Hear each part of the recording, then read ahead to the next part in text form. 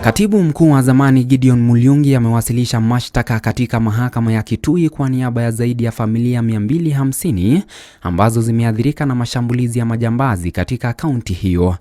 Aidha, amelaumu serikali kwa kukosa kutoa usalama kwa jamii zinazoishi kwenye mipaka ya kaunti za Kitui na Tana River, jambo ambalo limesababisha mauaji ya watu 31 hadi sasa, huku waathiriwa wakilazimika kutoroka makwao kukimbilia usalama.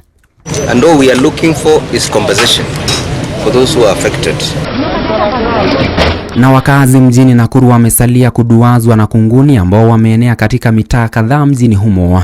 Wadudu hawa wadogo ambao wanafyonza damu usiku kucha wamesalia kitendawili hata kwa wataalamu.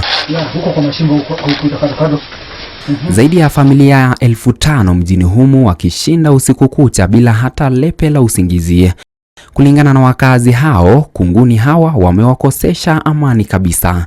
Kutoletea watu wa kumaliza hizi vitu, kwa sababu ni vitu inatumwa ni Saitani, si kitu ya kawaida.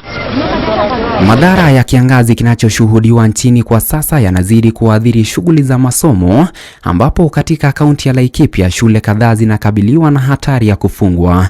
Kulingana na katibu mkuu wa chama cha KUPPET eneo hilo Ndung'u Wangenye, zaidi ya wanafunzi 10,000 huenda wakalazimishwa kusitisha masomo kwani hamna chakula tena. Ameiomba serikali kuingilia kati na kutatua swala hilo kwa kutoa chakula cha msaada eneo hilo. Ben Kirui, Citizen Nipashe.